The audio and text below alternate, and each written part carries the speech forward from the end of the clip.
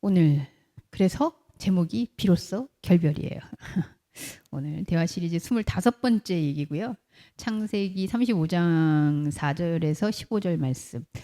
제가 야곱하고 좀 결별을 하고 싶은데 이 야곱하고 결별을 못하고 계속 야곱 이야기가 나오고 있습니다. 한두 번에 끝나지 않을까 해서 그랬는데 지난주까지 해서 세 번째 야곱 얘기를 했는데 제가 결별을 못하고 다음번에는 아마 결별하지 않을까 싶습니다. 오늘 비로소 결별이라는 뜻으로 제목을 가지고 창세기 35장 4절에서 15절 말씀 제가 읽도록 하겠습니다. 그들이 자기 손에 있는 모든 이방 신상들과 자기 귀에 있는 귀고리들을 야곱에게 주는지라. 야곱이 그것들을 세겜 근처 상수리 나무 아래 묻고 그들이 떠났으니 하나님이 그 사변 고을들로 크게 두려워하게 하셨으므로 야곱의 아들들을 추적하는 이가 없더라. 야곱과 그와 함께한 모든 사람이 가나안 땅 루스 곧 베델에 이르고 그가 거기서 제단을 쌓고 그곳을 엘 베델이라 불렀으니 이는 그의 형의 낯을 피할 때에 하나님이 거기서 그에게 나타나셨음이더라. 리브가의 유모 드보라가 죽음에 그를 베델 아래에 있는 상수리 나무 밑에 장사하고 그 나무 이름을 알론 마굿이라 불렀더라. 야곱이 밧단 아람에게서 돌아오매 하나님이 다시 야곱에게 나타나사 그에게 복을 주시고 하나님이 그에게 이르시되 내 이름이 야곱이지만은 내 이름을 다시는 야곱이라 부르지 않겠고 이스라엘이 내 이름이 되리라 하시고 그가 그의 이름을 이스라엘이라 부르시고 하나님이 그에게 이르시되 나는 전능한 하나님이라 생육하며 번성하라 한 백성과 백성들의 총회가 내게서 나오고 왕들이 내 허리에서 나오리라. 내가 아브라함과 이삭에게 준 땅을 내게 주고 내가 내 후손에게도 그 땅을 주리라 하시고 하나님이 그와 말씀하시던 곳에서 그를 떠나 올라가시는지라. 야곱이 하나님이 자기와 말씀하시던 곳에 기둥 곧 돌기둥을 세우고 그 위에 전제물을 붓고 또 그 위에 기름을 붓고 하나님이 자기와 말씀하시던 곳의 이름을 베델이라 불렀더라. 아멘. 네. 야곱 인생에 이제 그 요셉이 등장하기 전까지의 야곱의 어떤 독자적 행보로서는 거의 그 마지막 부분에 나오는 에피소드가 아닌가 싶은데 지난 주에 좀 씁쓸하지만 야곱의 아들들의 행태를 우리가 봤습니다. 그 사건에 이어서 나온 그 내용이거든요. 그래서 오늘은 사실은 근데 이 사건의 주목에서 저는 성경 읽으면서 처음 알게 된 사실이 하나 있었어요. 그래서 이제 그 부분을 여러분들과 함께 얘기하면서 성경에 이렇게 숨은 이야기들이 정말 무궁무진하구나 이런 생각이 들었는데 오늘 내용은 먼저 배경적으로 볼 때 지난주에 여러분들이 들으셨지만 야곱의 아들들이 다말 자기 동생이 세겜에서 이제 욕을 보였다라는 사건으로 세겜 사람들에게 종교적 이유로 그죠? 할례를 받은 동안 그들을 다 쳐 죽이고 그리고 그들의 가족 모든 식솔 동물까지 다 노략질하는 이 사건을 통해서 야곱이 크게 이제 분노하기도 했지만 이제 걱정이 되는 거죠. 이렇게 해서 주변에 있는 이들이 우리를 다 치면 어떡하지? 아마 과거에 본인이 형을 사기쳐가지고 그렇게 두려워서 막 도망가던 그때가 이렇게 오버랩 되지 않았을까? 아니나 다를까? 그래서 모든 식솔에게 여기를 빨리 뜨자. 그러면서 또 도망을 갑니다. 야곱의 인생은 어떻게 보면 도망자의 인생인 것 같아요. 정말 그 축복이 뭔지는 모르겠으나 아직까지 저는 하나님의 축복이 뭔지는 모르겠으나 처음에 그렇게 엄마의 이야기를 듣고 형을 사기쳐서 계속 도망다니면서 그리고 또 자기 그쵸 외삼촌이죠. 외삼촌 집 갔다가 또 도망쳐서 나와가지고 계속 도망치는 그 인생을 살고 있는데 결국은 이 아들들의 모습은 제가 이미 말씀드린 바대로 야곱의 인생의 그 결실이라고 하면 좀 그렇죠. 결말 같은 그 사기를 치고 자기가 축복을 얻어내야 된다고 생각하고 뺏어서라도 누려야 한다는 이런 인식이 결국은 자식들에게 그대로 나타나고 그 대물림된 상황이 다시 부모랑이 돼서 이 야곱에게 고단한 인생을 가져오게 되는 그런 사건의 현실을 이제 마주하게 돼요. 자, 그런데 오늘 그래서 다시 사실은 자기가 형을 피해서 도망가다가 있었던 그 베델이라는 곳에 다시 이르릅니다. 아마 일부러 찾아갔기도 했을 텐데요. 이 베델인데 여기서 이름을 야곱이 엘 베델이라고 부르거든요. 근데 엘 베델이라고 했을 때 이게 그 하나님을 만나는 장소의 뜻도 있지만, 그러니까 다시 베델, 그러니까 베델을 다시 보는 사건. 그렇게 되면 결국은 하나님을 만났던 장소라고 했을 때 다시 하나님을 보는 장소. 아마 이렇게 우리가 생각해야 될 거예요. 그 사건을 앞뒤로 재밌는 현상이 나타나는데요. 재밌다 그러기에는 좀 뭐합니다만, 4절에서 우리가 읽은 것처럼 예전에 라반 집에서 나올 때도 그랬거든요. 외삼촌 집에서도 나올 때 그 이방 신상들을 다 이제 가지고 나와요. 그래서 늘 하나님 여호와의 이름을 부르는 야곱인데도 불구하고 아직까지는 이 여호와 신앙이라는 게 뭔지에 대한 명확한 그 자기 스스로의 규율이랄까 이런 게 없는 것 같아요.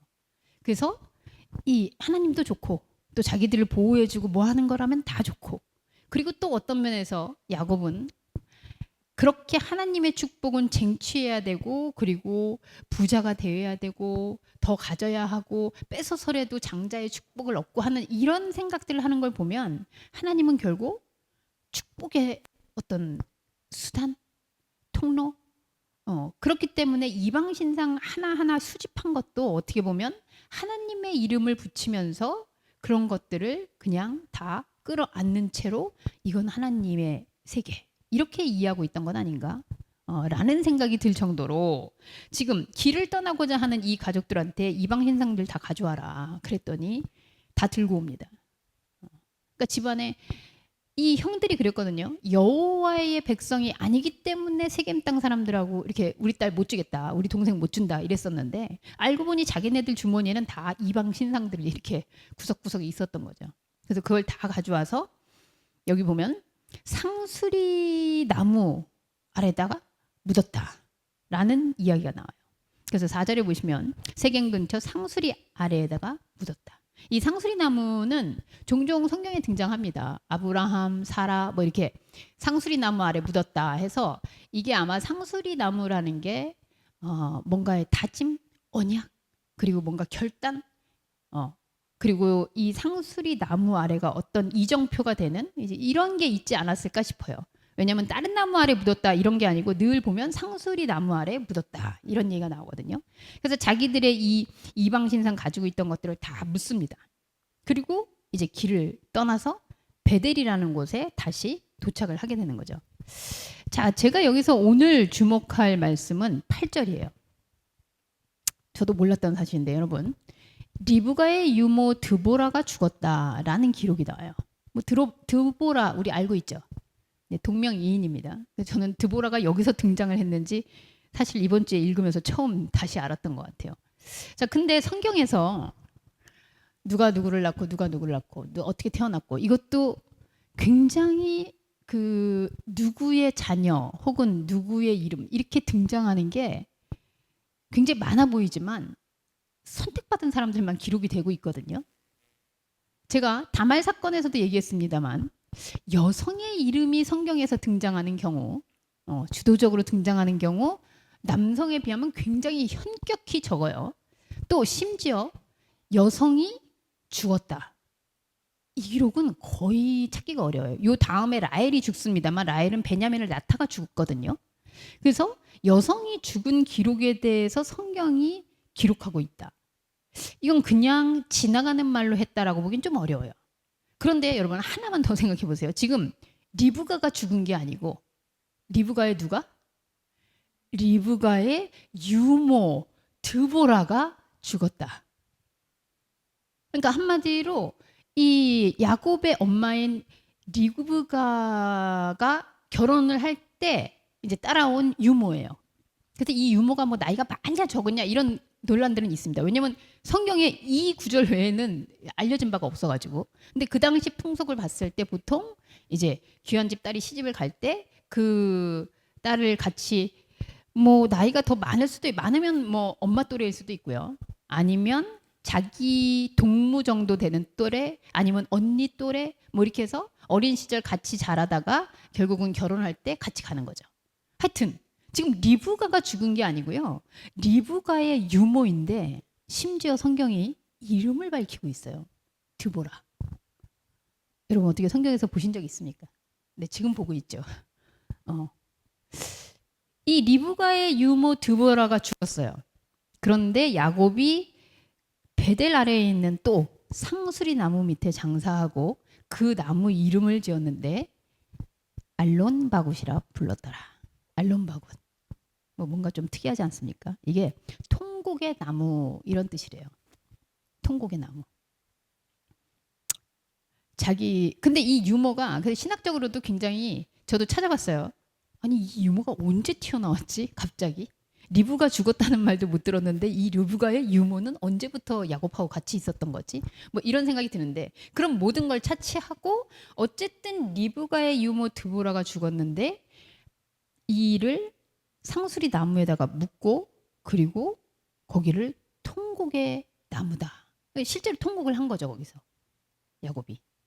자 여러분 이 사건을 그냥 지나가기에는 저는 성경이 왜 굳이 이 유모인 드보라를 얘기하고 심지어 이 다음 부분에 라헬이 죽고 그리고 야곱의 아버지 이삭도 죽습니다. 근데 거기에다가 이렇게 뭐뭐라고 불렀더라 하는 얘기가 없어요. 그냥 비석을 세웠더라 이렇게 나와요. 그런데 이 드보라의 유목을 묶고 거기다가 이름까지 지어서 이렇게 만들었다. 이 성경 기록자의 의도가 있지 않는 한 저는 이 성경 전반적인 기록의 어떤 행태를 봤을 때 굉장히 예외적이다라는 생각이 듭니다. 그렇다면 그 예외적인 사실이 우리에게 뭘 얘기하기 위해서 기록되었을까? 궁금하지 않을 수 없어요. 그런 면에서 한번 생각을 해보도록 하겠습니다. 자, 여러분 제가 지금 상수리나무 밑에 묻은 게 지금 두 가지가 나오고 있죠. 이 본문에서. 첫 번째는 뭐였어요? 세겜에서의 이방 신들 가져와서 상수리나무 밑에 심었댄다. 묻었어요. 묻고 그리고 거기서 한마디로 이방 신상에 대한 이 장례를 지내고 그리고 베델로 왔는데 그 베델에서 유모가 죽으면서 상수리 아래 또 묻혀요. 자, 이것과 전혀 연관이 없는 사건일까? 왜 저자는 두 번 다 상수리 나무 아래 묻힌 이 사건들을 이렇게 한 전체의 스토리에서 대꾸적으로 배치하고 있을까? 전 다분히 의도적이지 않나라는 생각이 듭니다. 그러면 어떤 의도일까? 자, 요즘 유진이가 상담을 하니까 묻기가 좋아요. 상담적으로 봤을 때, 자, 여러분 보세요. 리브가가 누굽니까? 사실 저는 야곱이 차라리 엄마가 그때 형껏 뺏어 그래가지고 여기 양털하고 아버지 가가지고 속여 이랬을 때 우리 지성이 같으면 엄마가 그렇게 시켰어. 그럼 어떻게 하실래요? 엄마가 그렇게 얘기하면 응? 했을 것 같아? 엄마가 하라면 했을 것 같아? 어? 엄마 말 한바탕을 했다고. 그렇지. 아니 지금 뭔 소리 하는 거냐고. 그게 내가 지금 양털하고 간다고 아버지가 아무리 눈이 안 보여도 그러겠냐고. 저도 그랬을 것 같아요. 근데 야곱이 아무런 이유 없이 엄마가 하라니까 그냥 그러고 가서 해요 또. 그랬던 야곱. 유진 상담사님. 그 엄마와의 이 관계 어떻게 이해해야 될까요? 청소년 그 야곱과 엄마 사이의 이 관계 어떻게 이해해야 될까요? 불완전한 자기 자아예요. 저는 엄마가 평소에 가스라이팅을 했나? 막 이런 생각이 좀 들었어요. 아니 그리고 이게 지금 하란다고 들을 말인가?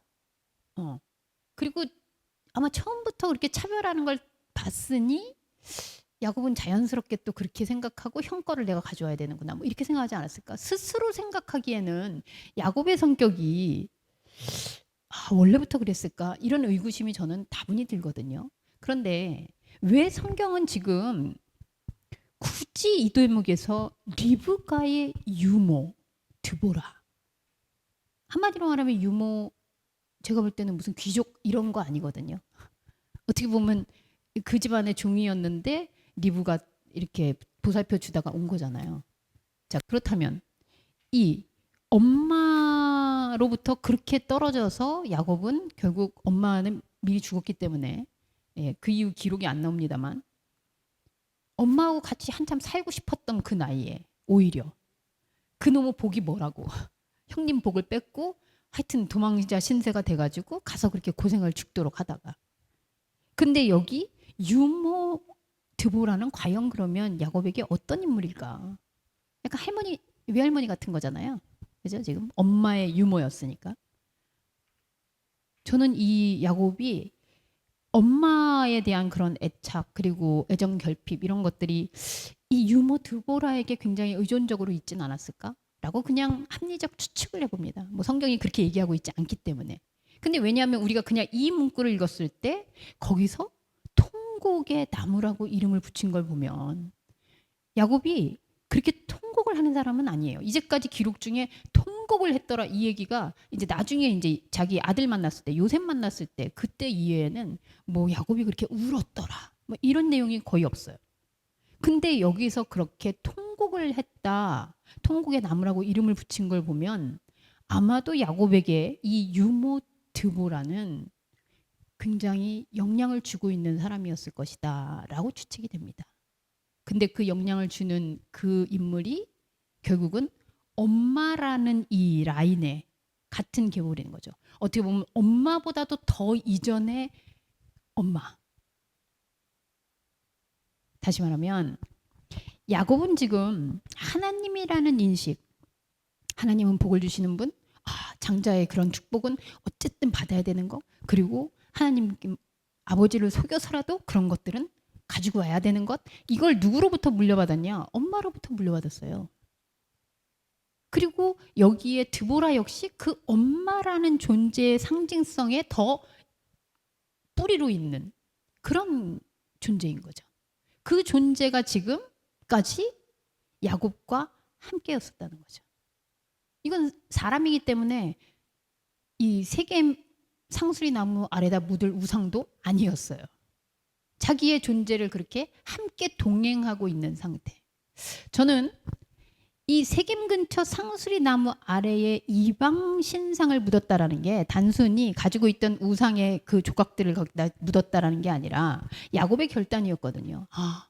우리가 여호와 하나님이 아닌 이렇게 이런 하나님이라는 존재에 대해서 자기도 그래왔지만 이렇게 뭔가를 더 부자가 돼야 되고 가져야 되고 쟁취해야 되고 이런 사고를 가지고 있는 그 근원이 바로 이 이방 신상들 곧 하나님을 우상으로 생각하고 있는 이런 것들이었구나라고 해서 다 묻어버린 거거든요.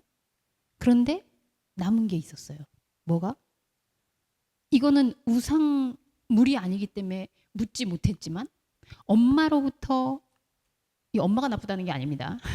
야곱이 가져왔던 그 신앙의 뿌리, 이제까지 하나님이 여호와라는 존재가 어떤 사람이구나를 인식으로 가져왔던 그 뿌리의 뿌리가 결국은 리브가의 유모, 그리고 야곱이 이제까지 가지고 오던 하나님을 복과 동일시 여기고 있는. 근데 그 복은 현상에서 얻을 수 있는 복들.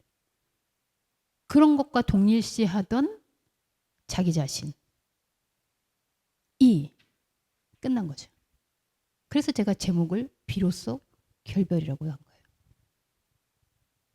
아마도 기자는 세겜나무 아래다가 묻은 이 우상들의 묻음 의식이 궁극적으로는 야곱이 그동안 하나님에 대해서 가지고 왔던 깊은 뿌리, 하나님은 복의 원천이다. 그런데 이 복이 현상의 복이며 그 현상의 복은 쟁취를 해서라도 내가 가져야만 하는 것이다 라고 물려받으면서 알아왔던 그 자기만의 전통, 그게 바로 엄마죠.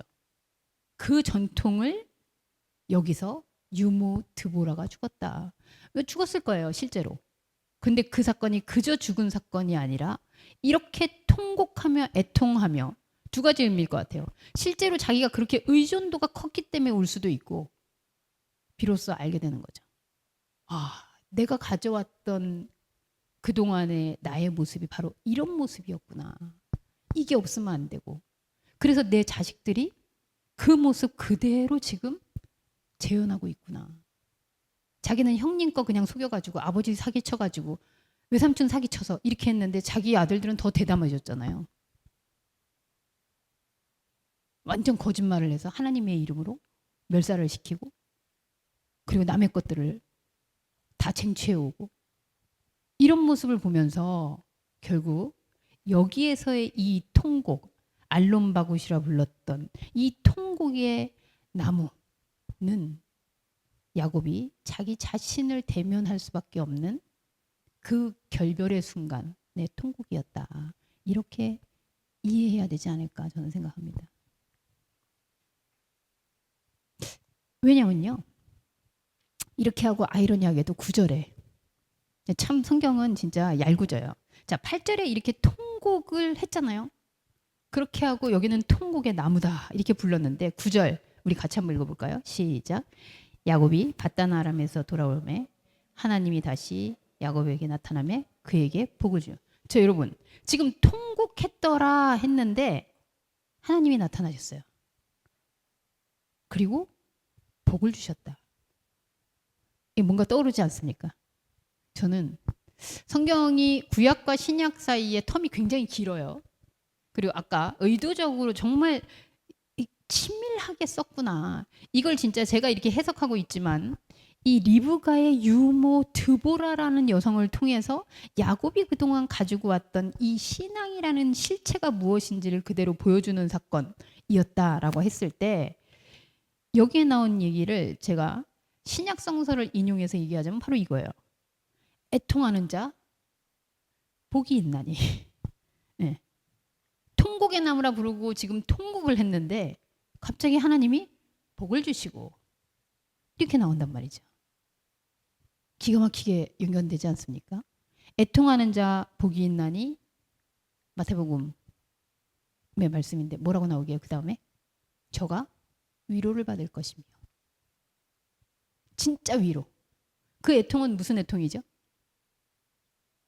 그 애통이 무슨 애통일까요? 불쌍해. 우리 지성이 언제 군대 끝나니? 뭐 이런 불쌍함일까요? 뭐가 애통함이죠? 이 사건이에요. 내가 그동안 하나님에 대해서 나는 이렇게 생각하고 있었구나. 하나님의 차원을 내 땅의 차원에서 그거를 축복이라 생각하고 진짜 그거를 가져야지만 내가 하나님의 복을 얻은 거라고 착각하고 있었던 나를 마주하는 그 통곡. 그게 애통이거든요. 그래서 내가 그동안 믿고 붙잡고 그렇게 의지했던 이 하나님은 내가 만든 그 우상 신들이었구나. 이거에 애통하는 자는 복이 있어요. 무슨 복? 진짜를 아는 복이죠. 그게 진짜 위로가 되는 거거든요. 그래서 애통하는 자는 복이 있나니 위로를 받는다. 라고 했을 때 지금 그 얘기가 구약에 그대로 재현되고 있는 거예요. 하나님이 나타나서 말씀하세요. 너는 이제 야곱이라 부르지 말고 이스라엘이라. 이거 전에 나타났던 얘기잖아요. 환도뼈 사건 있을 때 기억나시죠? 에서를 만나기 직전에 막 씨름하면서 너무 무서워요 막 이랬을 때 결국은 하나님과 씨름하면서 환도뼈가 부러지는 사건이 났거든요. 그때도 우리 얘기했어요. 뭐라고? 내 의지로 내 이 허리로 서서 뭔가를 하려고 했구나. 그걸 절름발이가 돼서야 아니었구나 라고 생각했는데 그때도 못 깨달은 거죠. 아니 잠깐 알았다가 다시 또 그렇게 됐겠죠. 현실에서. 그래서 여기서 똑같은 얘기가 재현이 돼요. 그래 그 남의 발뒤꿈치를 잡고 그리고 누군가의 거를 붙잡아야지만 산다고 생각했던 그 야곱 말고 이제 너는 이스라엘이다. 하나님에 의해서 이제 하나님을 알게 된 거죠. 어디 안에서? 내 안에서. 근데 이게 무슨 복이냐? 바로 내 안에서 통곡하게 되는 복의 결과예요. 한 가지만 더 신기한 얘기 할까요? 13절에 제가 밑줄 쳐놨습니다. 여기서 뭐 복 주겠다. 여기 생육하고 번성하라. 이거 아담에서 나오는 거죠. 생육하고 아니 지금까지 여러분 아담이 자식을 몇이나 낳게요? 12명에다가 이제 베냐민 또 날 거예요. 그동안 생육하고 번성하기를 얼마나 많이 했어요. 호를 단신으로 와가지고 라반네 가가지고 레아에게서 몇 명 낳고 또 라헬에게서도 낳고 종들에게서도 낳고 그래가지고 지금 자식이 줄줄인데, 아니 하나님이 여기 와서 이제야 생육하고 번성하라? 그럼 이 생육 번성은 뭐란 말입니까? 그동안 생육 번성 못한 거죠. 그동안 야곱이 해온 건 생육하고 번성, 이 땅에서의 생육 번성이었지, 자기 안에서의 자기의 영이 번성하고 영이 살아나는 것에 대해서 못 해왔다는 거죠. 그게 바로 이스라엘이거든요. 야곱은 이 땅에서의 그 누군가를 붙잡고 남의 발뒤꿈치를 붙잡고 그 엄마가 이 가르쳐준 축복 이퀄 하나님이라는 이 의지를 가지고 그렇게 사는 게 생육 번성인 줄 알았는데, 그게 아니라는 사실이 여기서 드러나는 거예요. 이제야 네가 생육하고 번성해야 된다. 그게 바로 너가 진짜 낳는 자식이고 네가 진짜 보게 되는 생명이다. 그 바로 영적 자아를 알게 되는 거죠. 그러면서 13절에 매우 흥미로운 구절이 나옵니다. 같이 읽어보죠. 시작. 하나님이 그와 말씀하시던 곳에서 그를 떠나 올라가시는지라. 이게 완전히 마태복음의 재현인 것 같습니다. 승천하신다는 거야. 근데 사실 야곱은 그동안 하나님이 승천하면 안 되는 존재였죠. 왜? 하나님은 땅에 있어야지. 하나님이 없어지면 이건 축복이 아니잖아. 그래서 붙잡고 씨름하고 한도뼈가 부러지도록 그냥 붙잡고 늘어지고, 아마 자기가 사람에 대한 의존도 그랬을 거예요. 그런데 드디어 다른 차원의 하나님을 알게 돼요. 아, 하나님이 이 땅에서 내가 붙잡고 신의 이름들에다가 하나하나, 이거는 질병 구해주는 하나님, 이거는 복 주신 하나님, 이거는 재물 가져오시는 하나님, 이게 다 우상들이었던 거죠. 그렇게 이름 붙이며 땅에다가 내가 심고 있었던, 내가 붙잡고 있었던 그 하나님이 아니라, 하나님은 내게 이렇게 말씀으로 움직이시고 이 땅에 있는 분이 아니구나. 그게 바로 이 승천의 사건이죠. 하나님이 나 사라진다 짠 하고 보여주는 게 아니라, 예수가 승천하는 것도 우리가 그랬잖아요. 예수가 승천해야 된다고. 우리 안에서 승천은 곧 다른 차원으로 인식되는 거예요. 야곱이 이제서야 하나님의 그 말씀의 세계를 통해서 자기 자신 안에 있는 영적 자아, 그리고 다른 차원의 하나님을 발견하는 거죠. 이게 바로 그 사건이라는 거예요. 그래서 거기에 이름을 다시 베델이라 하였더라.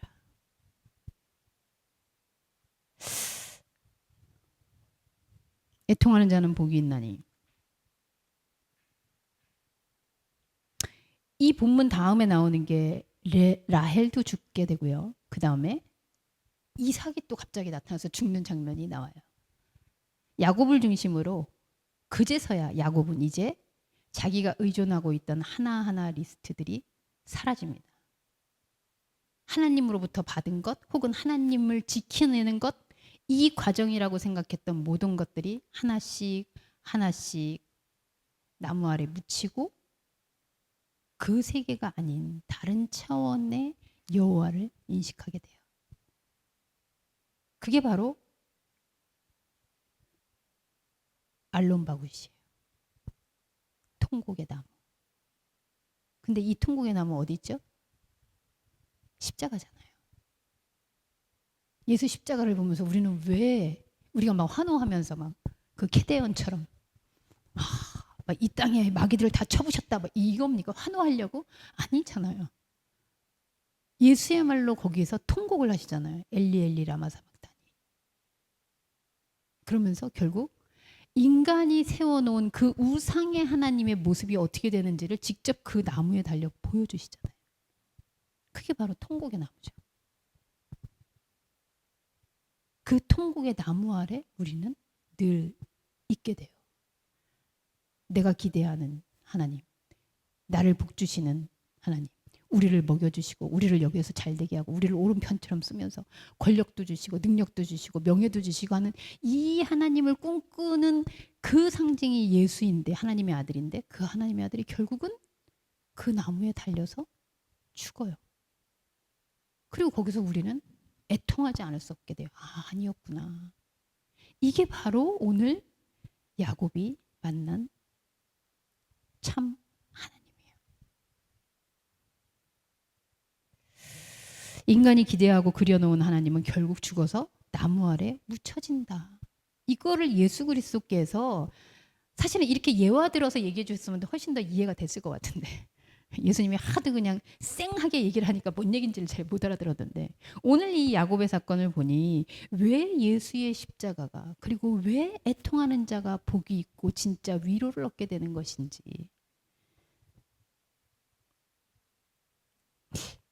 그 통곡의 죽음이 아니면 우리는 끝없이 우리가 생각하는 복, 그 신상들을 하나씩 모으며 이거를 제1 하나님, 제2 하나님, 3 하나님 그래서 하나님 덩어리를 만들어가고 있겠죠. 돈도 주시는 하나님, 능력도 주시. 여러분 돈이나 능력을 뭐 여러분들이 막 이렇게 청빈한 삶을 살아요. 절대 그런 게 아니에요. 가지세요. 할 수 있으면 많이. 근데 그게 하나님이 아니라는 사실을 우리는 알게 되는 거죠. 그래서 그 하나님들, 내가 키운 하나님이 전적으로 부정되는 그 죽음, 그게 바로 엄마의 유모 드름보라가 죽는 사건, 그리고 그 앞에서 통곡하고 있는 야곱의 모습. 그 죽음을 우리는 통곡해야만 돼요. 그리고 바로 이 애통이 이 세상에 없는 위로. 평생을 두려움과 쫓김의 삶을 살았던 야곱에게 진정한 자유와 해방을 주는 통곡이 되는 거죠. 우리도 그래야 하나님 신앙이 필요한 거 아닙니까? 그러려고 우리 이렇게 모여서 말씀을 나누는 거 아닙니까, 여러분? 돈 때문에요? 아니면 능력 때문에요? 여러분 그런 노하우는 제가 좀 알려드릴 수 있어요. 와보세요. 상담해 드릴게요. 그리고 우리끼리 으쌰으쌰 하면서 해낼 수 있어. 잘할 수 있어. 아침마다 거울을 보면서 나는 할 수 있다. 할 수 있다. 뭐 이런 다짐이요? 아니잖아요. 알론바봇. 성경에 있었지만 전혀 몰랐던 이 드보라라는 여인의 이름이 결국 야곱은 끊어낼 수 없는 결정적 마지막 우상. 그거를 묻기 어려웠는데 결국은 그 결별을 통해서 하나님이 하늘로 올려주시는 다른 차원의 하나님을 만나게 되는 이 야곱의 경험이, 이 야곱의 신앙의 고백이 우리에게 오늘 그냥 베델이 아닌 다시 베델이라 불리는 영과 현상의 역사적 순간이 되기를 소원합니다. 기도하겠습니다. 하나님, 성경은 참으로 오묘합니다.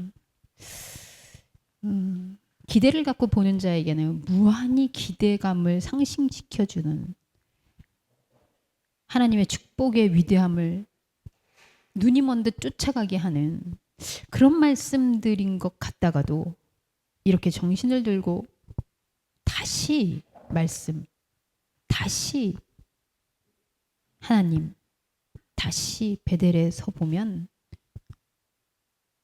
그게 전혀 다른 것이었구나를 생각할 수밖에 없는 지점에 놓입니다. 아프지만 통곡의 나무를 대면하게 하시는 하나님, 감사를 드립니다. 이 감사가 우리의 감상으로 지나지 않고 십자가에서 처절하게 통곡하며 인간의 모습으로 오신 예수, 인간의 어떠함이 무엇인지를 그 나무에 온전히 보여주고 그것을 스스로 묻게 한 그 진리의 말씀에 녹아드는 저희 모두가 되게 하여 주옵소서. 예수님의 이름으로 기도합니다. 아멘.